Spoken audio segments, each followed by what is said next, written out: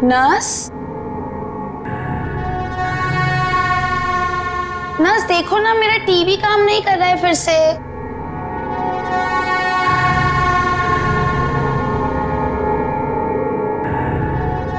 कौन है? नर्स, अरे रुको रुको, कौन है वहां पर? अरे रुको रुको तो जरा।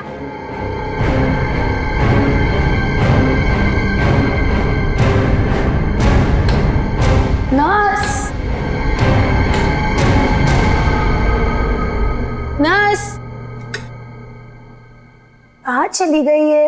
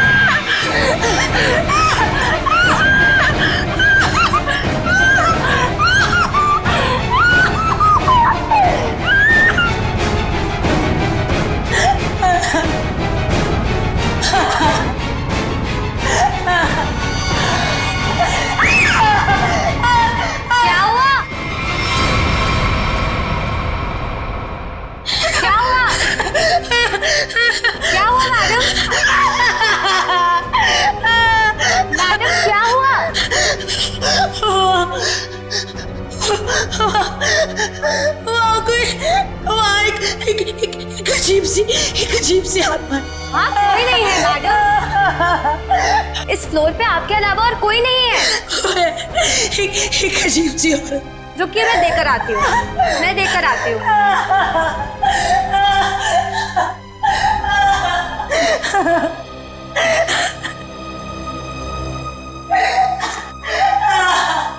देखिए मैडम, वहाँ पे कोई नहीं है। इस फ्लोर पे आपके अलावा और कोई नहीं है। मैंने उसे देखा। मैं सच बोल रही हूँ। एक अजीब सी आत्मा। मुझे यहाँ से शिफ्ट करो, मैं यहाँ नहीं रहूंगी। मैडम देखिए, आपको पहले ही बताया जा चुका है, हॉस्पिटल में इस बेड के अलावा और कोई बेड अवेलेबल नहीं है। वो मुझे मार डालेगी। वो मुझे मार डालेगी। ठीक है मैडम, मैं देकर आ रही हूँ। मुझे नहीं मारना, मुझे मार डालेगी। मैडम मैं देकर आती हूँ।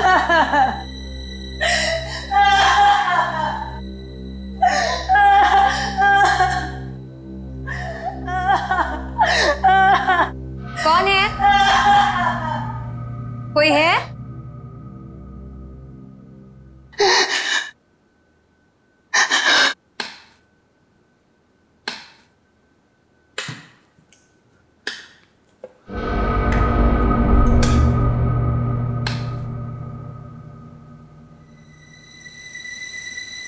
कहाँ गई वो? भागो भागो भागो भागो भागो। हेल्प हेल्प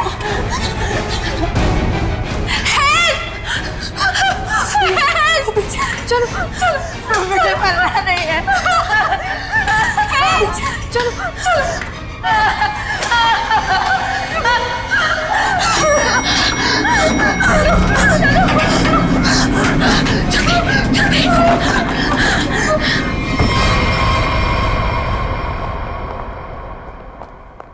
अरे हटिए हटिए आप लोग। अरे सीमा, क्या हुआ?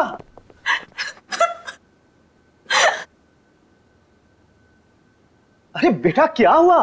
सर, हम पे हमला हुआ है। हमला? कैसा हमला? किसने किया? नीचे वाले फ्लोर में एक आत्मा है, उसी ने हम दोनों को मारने की कोशिश की। आत्मा? क्या बकवास कर रहे हो तुम? हॉस्पिटल में आत्मा कैसे हो सकती है? हाँ सर, सोनल सच कह रही है। नीचे कॉरिडोर में एक आत्मा है। सर, अगर हम भागे नहीं होते तो हम मर जाते। एक तो यहाँ पे पगार वैसे भी कम है और दूसरा आत्मा का लफड़ा वैसे भी है यहाँ पे। हाँ भाई, मैं तो अब दूसरी जगह काम ढूंढता हूँ। सीमा, चुप हो जाओ और मुझे ठीक ठीक बताओ कि तुमने नीचे क्या देखा। मैम, बेल बजी और मैं सोनल के रूम में गई। इन्होंने मुझसे कहा कि कॉरिडोर में कोई है, और जब मैं बाहर देखने गई तो कॉरिडोर में कोई नहीं था। कौन है वहां?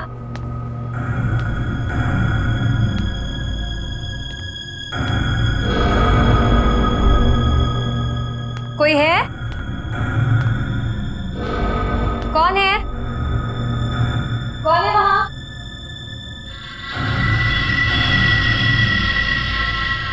कौन है? कोई है?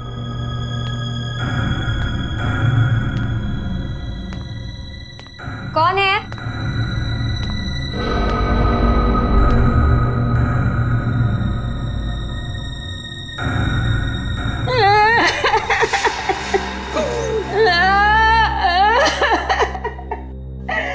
क्यों रो रही हैं आप? आप ठीक तो है ना? सुनिए, आप ठीक तो हैं? कोई मदद चाहिए आपको?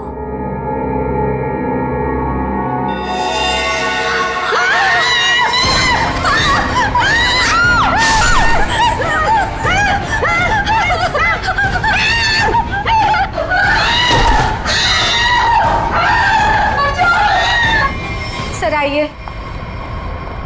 सर, वो 11 नंबर कमरे के सामने ही उस आत्मा ने मेरे ऊपर हमला किया था। सर, मैं नहीं जाऊंगी वहां।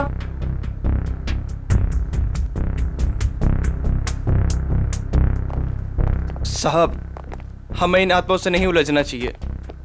रुक जाइए साहब। तो मैंने भी सुना है कि इस हॉस्पिटल में ना आत्मा बसती सर।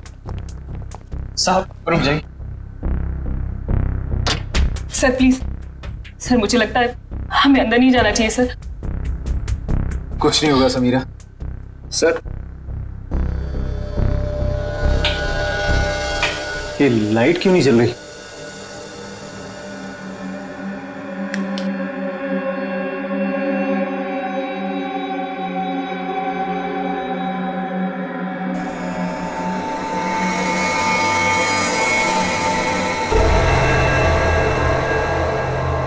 लगता है बेड पे कोई है। सर प्लीज मत जाइए। Sir please. साहब सर सर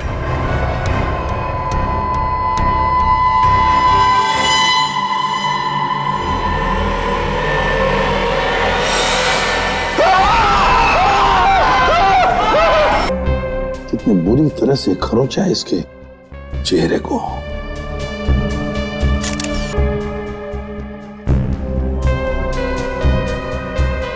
समझ में नहीं आ रहा। क्या सर? पूर्वी, गले की नस जब कटती है तो कितना खून बहता है पता है ना? यहां देखो, इसके गले की नस कटी है लेकिन खून सिर्फ गले के उधर है, इस शर्ट के आसपास, और बस।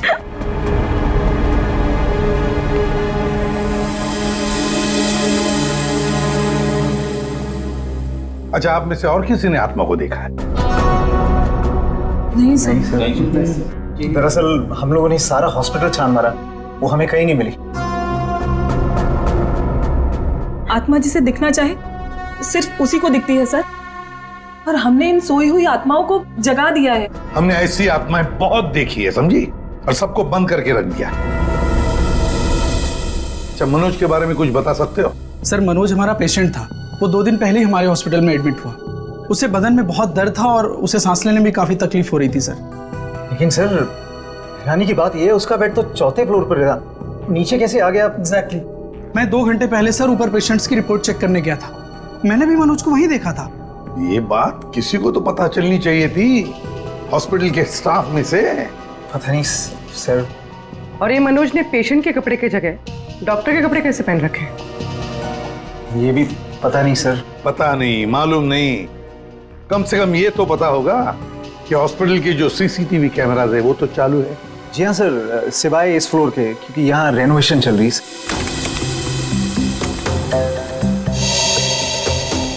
सर, ये है मनोज का रूम, कॉरिडोर का आखिरी कमरा, रूम नंबर 404। अच्छा,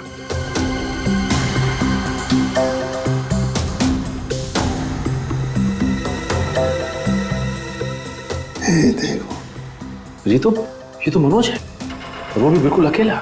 सर ये तो बड़े आराम से चल रहा है, दर्द का कोई नामो निशाना नहीं है। पता चला पूर्वी, इसने ये डॉक्टर के कपड़े क्यों पहने रखे हैं? ताकि किसी को पता ना चले कि ये एक पेशेंट है।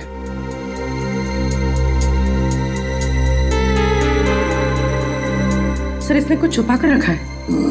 रुको, लिफाफे जैसी चीज है, क्या लेके जा रहा है वो इस लिफाफे में? मीरा, अब 3rd फ्लोर वाला फुटेज दिखाओ जरा। Yes sir.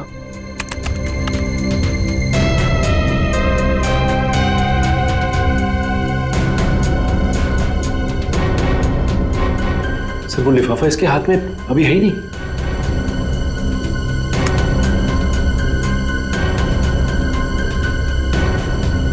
क्या हो सकता है उस लिफाफे में? क्या हुआ सालुंखे? आसमान गिर गया जो इतनी जल्दी बुला लिया? हाँ बॉस, समझो कि आसमान ही गिर गया है। क्या मतलब? मतलब ये कि इस आदमी की मौत इन घावों की वजह से नहीं हुई। क्या? तो फिर? ये जो घाव हैं ये इसके मरने के 1 से 1.5 घंटे के बाद बनाए गए। घाव मरने से 1-1.5 घंटे बाद? ओह, तो इसीलिए उस हॉस्पिटल के कमरे में हमें कहीं पर भी खून की छींटें नहीं नजर आई। क्योंकि तब तक खून जम चुका था। गले की नस कट जाने के बावजूद खून ज्यादा नहीं बहा। सालुंखे साहब, तो फिर ये मरा किसे? आप थोड़ी मदद करो, उठाओ इसे। दे।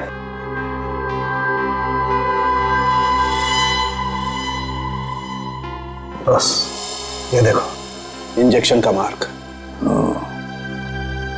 मतलब पहले इसे जहर देके मारा गया और फिर किसी नुकीली चीज से ये घाव बनाया गया, ताकि ऐसा लगे कि इसकी मौत किसी आत्मा की वजह से हुई है। बिल्कुल। अच्छा सालुंखे साहब, इसे मारने के लिए किस तरह का जहर दिया गया था? सचिन, थोड़े टेस्ट अभी बाकी हैं, जल्दी पता लगेगा। Sir 1 minute. क्या हुआ? सर इस पैंट की सिलाई के अंदर कुछ छिपा हुआ है, यहाँ पे। हाँ, कुछ तो है बॉस अंदर।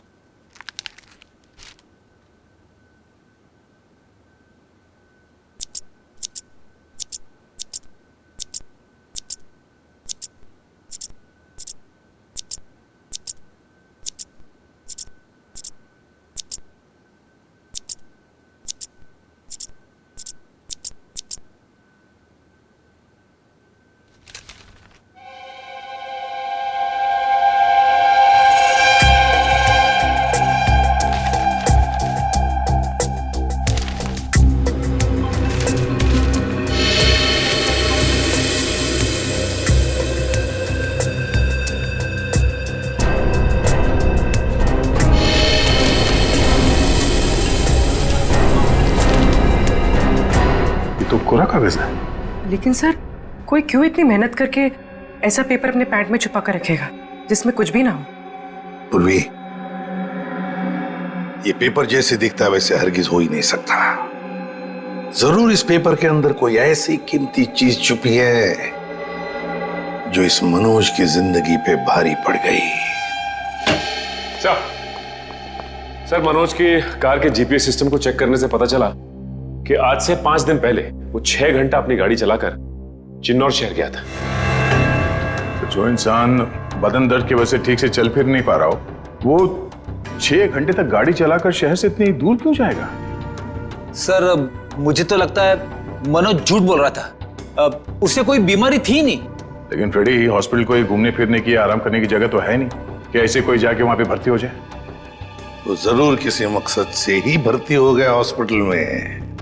सर इस 1 नंबर पर मनोज ने पिछले 15 दिनों में 50 से भी ज्यादा बार कॉल किया। अच्छा, किसका नंबर है ये? सर ये नंबर चिन्नूर में रहने वाली किसी नेहा का है। चिन्नूर? नेहा?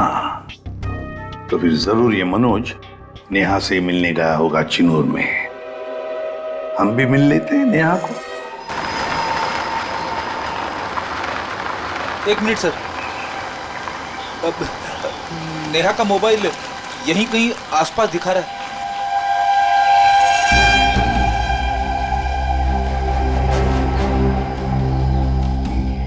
आसपास गाड़ी के अलावा तो कुछ भी नहीं है। क्या वो इसी गाड़ी में तो नहीं है? पर सर वो ऐसे वीराने में क्या करने आई होगी? चेक कर लो कार को जरा।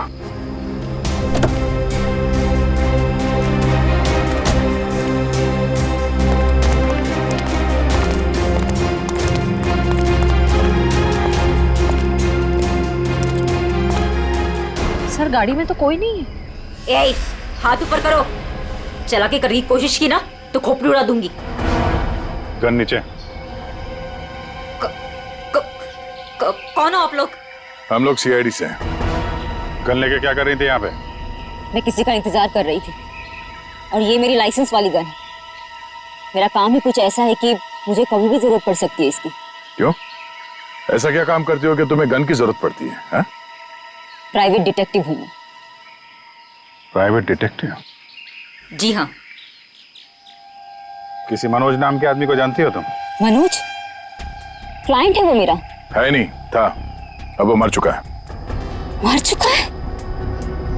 ओह माय गॉड, कैसे? क्या काम कर रही थी तुम मनोज के लिए? उसने मुझे अशोक नाम के आदमी को ढूंढने के लिए हायर किया था। अशोक? कौन है ये अशोक? अशोक कई साल तक जेल में बंद था और जेल से छूटने के बाद ही वो अपना नाम पता सब बदल कर किसी छोटे से शहर में रह रहा था। कि मनोज का एक मुजरिम से क्या कनेक्शन है? वो तो मैं नहीं जानती, लेकिन हाँ, मनोज ने मुझे अशोक के गांव का पता दिया था। वहीं से मुझे पता चला कि अशोक एक छोटे से चिन्नूर नाम के गांव में रह रहा है, नई पहचान बना के। ये वही शहर है ना जहाँ तुम आखिरी बार मनोज से मिली थी? जी सर। सर लगता है मनोज के खून में अशोक का कोई ना कोई कनेक्शन जरूर है। अच्छा, अशोक की कोई तस्वीर है तुम्हारे पास? जी हाँ।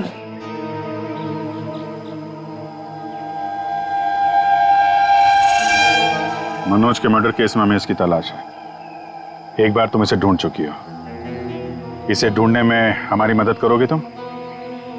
बिल्कुल सर, सीआईडी की हेल्प करने में मुझे बहुत खुशी होगी।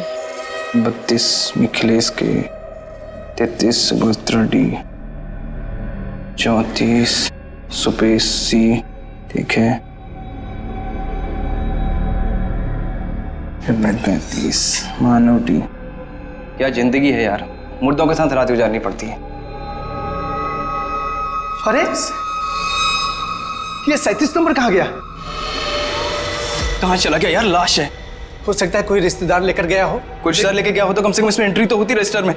मुझे लगता है हमें किसी को बताना चाहिए। इस जगह में कुछ तो है, इस हॉस्पिटल में कुछ है। अरे ये क्या हो रहा है? अब ये क्या होने लग गया? रोहन भाग, मेरी बात मान, भाग यहाँ से। आजा, भाग जा। संजय संजय संजय संजय संजय संजय संजय संजय।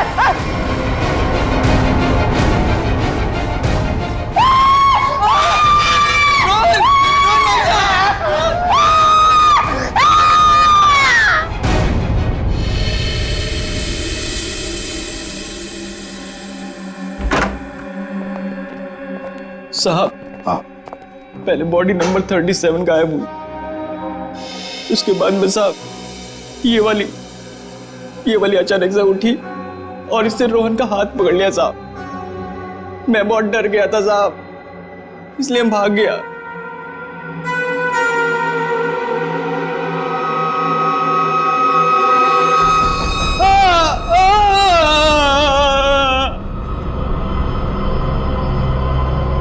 सर गरोज के निशान तो बिल्कुल मनोज जैसे। हाँ, है तो बिल्कुल मनोज जैसे ही। सचिन, उठाओ इसे जरा देखते हैं। सर, मनोज और रोहन दोनों की मौत हॉस्पिटल में हुई है। जरूर इनका आपस में कुछ ना कुछ लेना देना जरूर होगा। हाँ, हो सकता है। सर ये क्या हो रहा है सर? मेरे हॉस्पिटल में ये दूसरा मर्डर है सर। हॉस्पिटल के मरीज सारे घबराए हुए हैं सर। बस हम यहाँ बिल्कुल भी सुरक्षित नहीं हैं। हम सब धरने पर जा रहे हैं। अरे अगर आप लोग धरने पे चले गए तो मरीजों की देखभाल कौन करेगा? आखिर उनकी जान की जिम्मेदारी किसकी है? तो हमारी भी तो जान की कीमत है ना सर। बट ऐसे धरने पे जाके इससे क्या फायदा मिलेगा आपको? हम लोग आपके साथ हैं और हमें आपके साथ की जरूरत है। सर कुछ कीजिए वरना मेरा हॉस्पिटल बंद हो जाएगा सर। सर हाँ फ्रेडी, ये देखिए सर, हमें रोहन के लॉकर में से क्या मिला है। ये सारा पैसा लॉकर में पीछे की तरफ छुपा के रखा हुआ था। इतना सारा पैसा एक वॉर्ड बॉय के पास? कमाल है।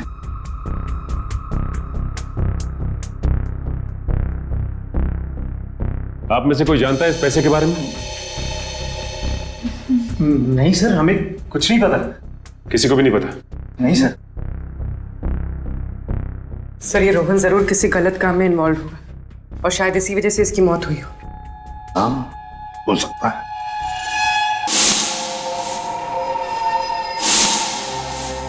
याद है मनोज के पास वो एनवेलप था। हो सकता है ये पैसे उस एनवेलप में थे जो उसने रोहन को दिए हो। इस रोहन के घर वालों से मिलना पड़ेगा। जरूर कोई ना कोई कनेक्शन है इस रोहन और मनोज के बीच, कोई ना कोई कनेक्शन है। अशोक के बारे में कुछ पता चला? नहीं सर, अब तक नहीं, लेकिन नेहा भी अपने तरीके से पता लगा रही है सर। सर, अशोक की तस्वीरें हमने अपने सारे खबरियों को और पुलिस स्टेशन पे भिजवा दी है। ग्रेट। अपूर्वी, कुछ पता चल रहा है इस कोरे कागज के बारे में? नहीं सर, सारे टेस्ट करके देख लिए, कुछ पता नहीं चला। क्यों इस कागज को लेके घूम रहा था वो मनोज? क्या वजह हो सकती है? ऐसा क्या है इस कागज में? क्या हो सकता? एक मिनट, दया, कुछ याद आ रहा है। साउथ अमेरिका में जो स्मगलर्स है ना, आपसी बातचीत के लिए वो लोग एक खास तरीका इस्तेमाल करते हैं। पूर्वी, यूवी लैंप लेकर आओ। रेडी? लाइट्स ऑफ करो।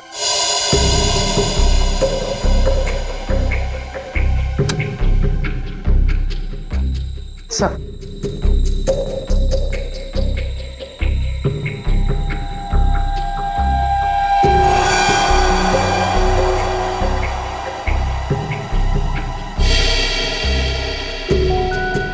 आप ठीक कह रहे थे सर। सर ये तो बिल्डिंग का ग्राउंड प्लान है। लेकिन सर बिल्डिंग कौन सी है? नाम तो दिख नहीं रहा है। ये प्लान हमें मनोज के पास से मिला सर, और वो किसी बहाने से उस हॉस्पिटल में रह रहा था। तो कहीं ऐसा तो नहीं कि ये नक्शा उसी हॉस्पिटल का है? देख के तो ऐसे ही लगता है। बस अब पता करना है कि मनोज ने इस नक्शे को इतने संभाल के क्यों रखा। बहुत दिनों से मेरी बीमारी का इलाज चल रहा है। इलाज में बहुत ज्यादा पैसे खर्च होते हैं। अब इतना खर्चा हम जैसे गरीब इंसान के बस की तो बात नहीं है। इसलिए रोहन बहुत चिड़चिड़े हो गए थे। लेकिन फिर अचानक से रोहन के पास कहीं से बहुत सारे पैसे आ गए थे। तो आपने कभी पूछा नहीं उनसे कि इतने सारे पैसे कहां से आए उसके पास? मैंने पूछा, लेकिन हर बार वो बात को टाल देते। सर ये इतनी सारी दवाइयां अंदर छुपा कर रखी गई थी।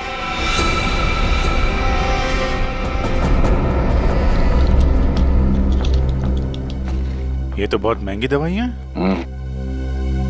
कहीं ये रोहन हॉस्पिटल से दवाइयां चुरा कर बाहर बेच तो नहीं रहा था? रोहन का कोई दोस्त या जान पहचान वाले आदमी को जानते हैं आप, जो रोहन के साथ इस धंधे में शामिल था? नहीं सर। हाँ, एक रात उन्हें जब लगा कि मैं सो रही थी तो वो बाहर किसी से मिलने गए थे। कौन था आदमी? बाहर बहुत अंधेरा था, मैं नहीं देख पाई। लेकिन ना, रोहन उन्हें बार बार सर कह के पुकार रहे थे। सर? कुछ और कुछ याद आता है उस आदमी के बारे में? कोई भी बात? वो आदमी ना लंगड़ा के चल रहा था। लंगड़ा के चल रहा था? रोहन उस आदमी को सर बुला रहा था। इसका मतलब वो रोहन का कोई सीनियर होगा हॉस्पिटल में।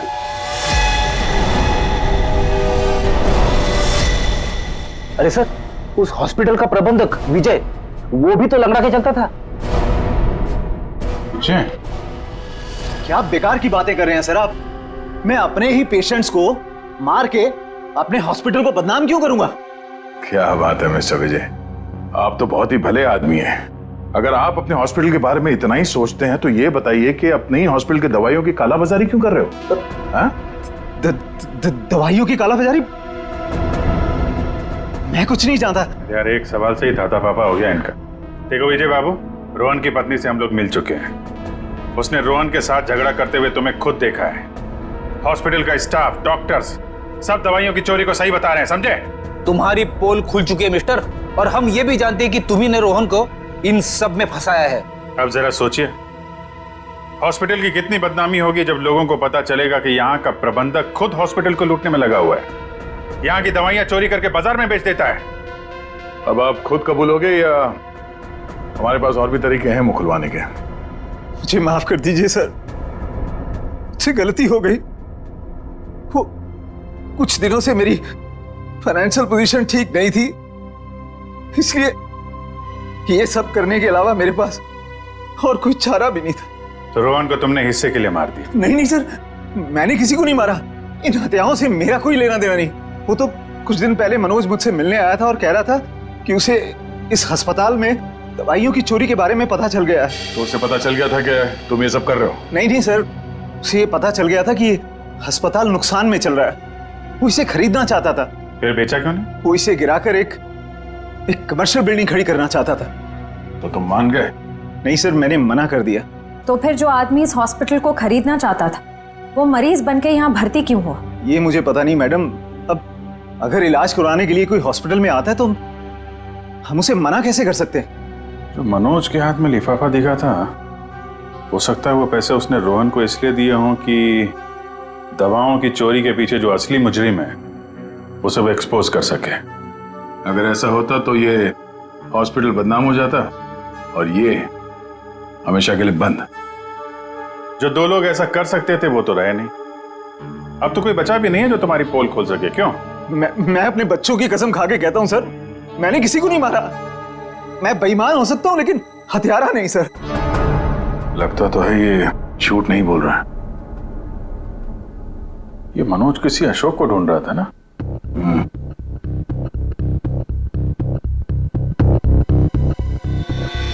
इस आदमी को पहचानते हो? मैंने इसे देखा है कहीं। अरे हाँ, ये तो समीरा का दूसरा पति है।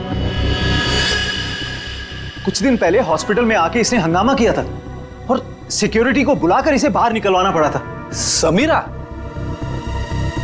अरे सर, ये वही औरत थी जो बार बार आत्मा का नाम लेके सबको डरा रही थी। अच्छा, सबको डरा रही थी? इस समीरा जी से मिलना होगा।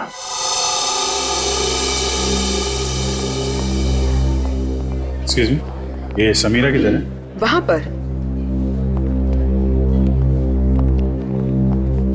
ठीक है, बोलो। समीरा? हाँ? ये अशोक कहाँ मिलेगा? मुझे नहीं पता। जब से उस सरफिरा आदमी ने यहाँ कर हंगामा किया है मैंने उससे बात नहीं की है। तुम्हारा पति है ना? था, पर जब से मुझे पता चला कि वो एक अपराधी है मैंने उसे छोड़ दिया। हम लोग अशोक को ढूंढ रहे हैं और पता नहीं वो कहाँ जाके छुप के बैठा है। आप हमें इसके बारे में कुछ बता सकती हैं? ऐसा कुछ जो हम उसके बारे में नहीं जानते। हॉस्पिटल में जब मैं इंटर्न थी तब उसका व्यवहार कुछ और था, और शादी के। क्या मतलब? अशोक यहाँ काम करता था? यहाँ नहीं, इससे पहले यहाँ एक और हॉस्पिटल हुआ करता था जो जलकर राख हो गया।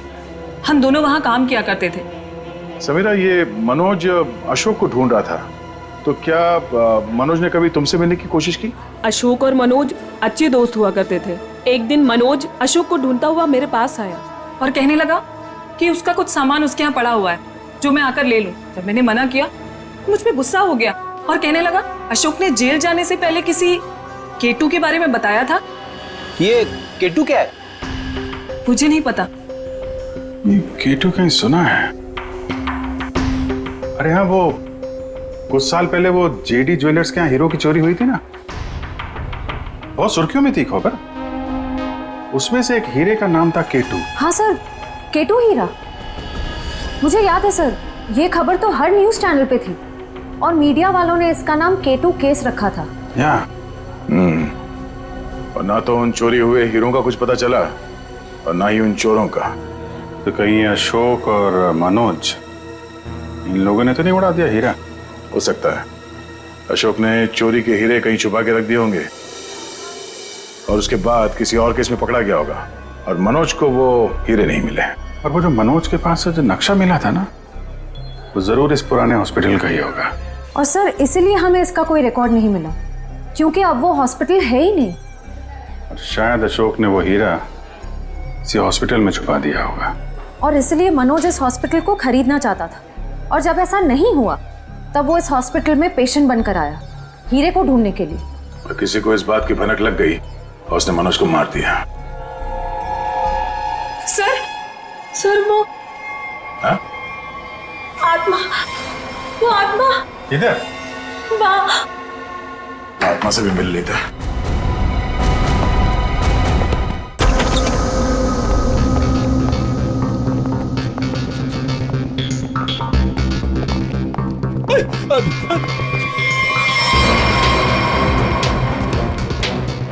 सर यहाँ तो रास्ता बंद है, गई कहाँ वो? आत्मा कहीं भी जा सकती है, कहीं भी आ सकती है।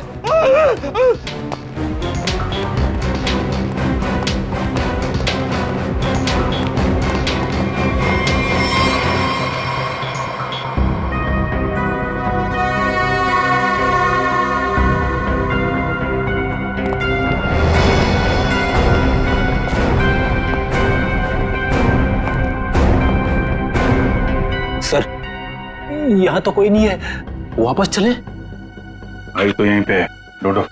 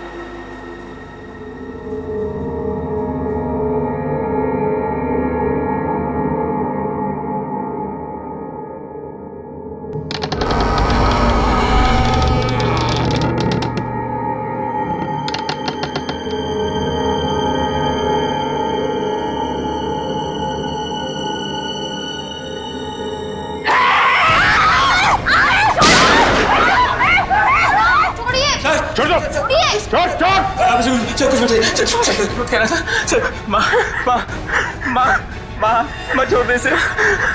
तू मेरी प्यारी माँ है ना, माँ मेरी प्यारी माँ है तू। मेरी माँ को चल, माँ छोड़ दे, माँ छोड़ दे माँ। माँ प्लीज, माँ प्लीज प्लीज बैठा, प्लीज बैठा, प्यारी माँ ने प्लीज बैठना।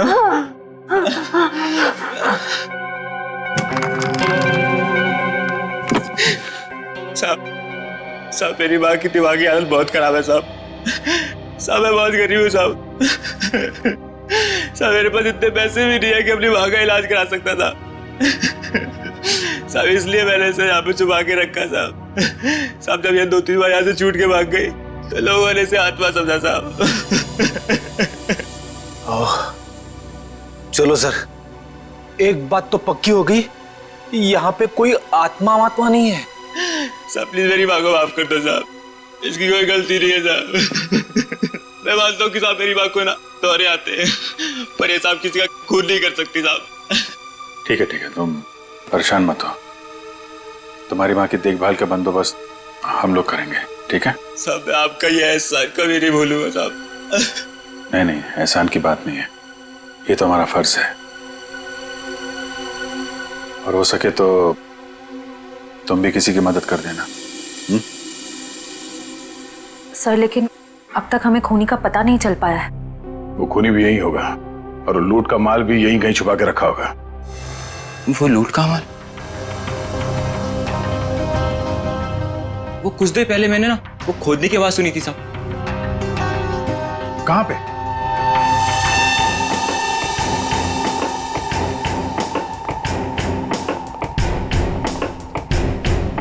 ताला लगा है।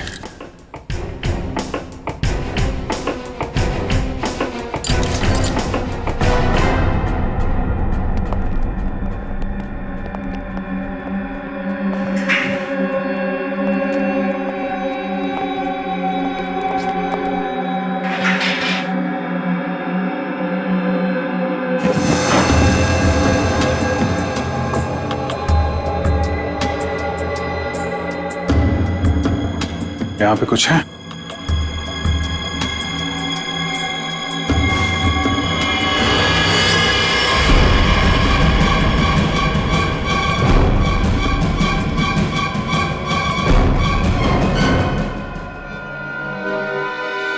लूट का माल ले गए, हथियार छोड़ गए, लेकिन अब खूनी को ढूंढेंगे कैसे?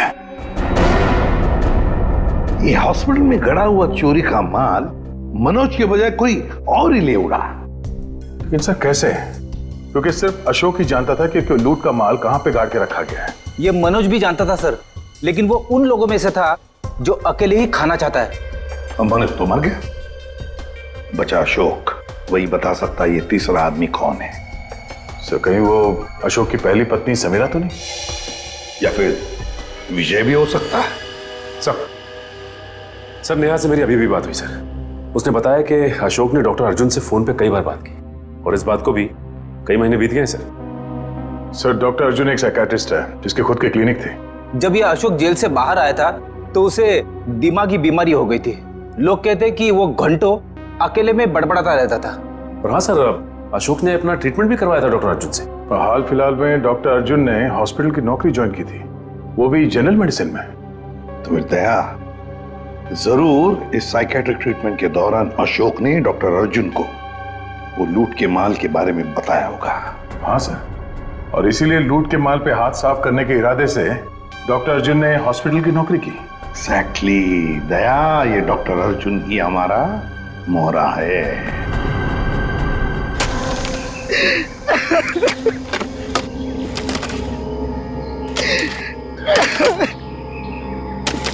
तुम ऐसा क्यों कर रहे हो मेरे साथ? मुझे प्लीज जाने दो। तुझे जाने दूं? तू ही तो वो बलि का बकरा है जो मुझे जेल से बचाएगा, और मैं तुझे ही जाने दूं?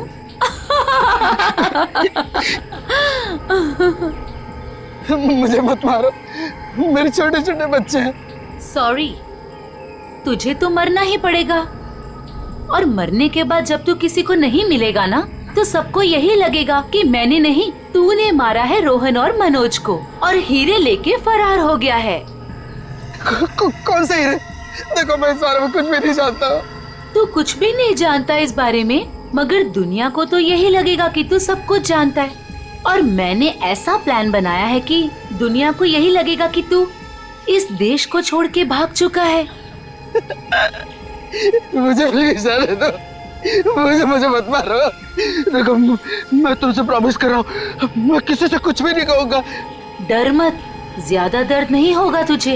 यकीन नहीं होता तो अशोक से पूछ ले, जिसकी लाश सामने ही दफनाई है मैंने। Goodbye Arjun.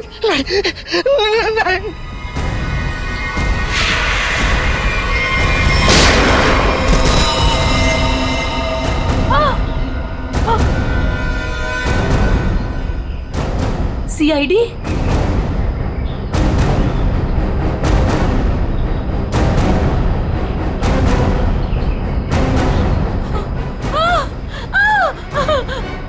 इतना आसान नहीं है सीआईडी के हाथों से बच निकलना।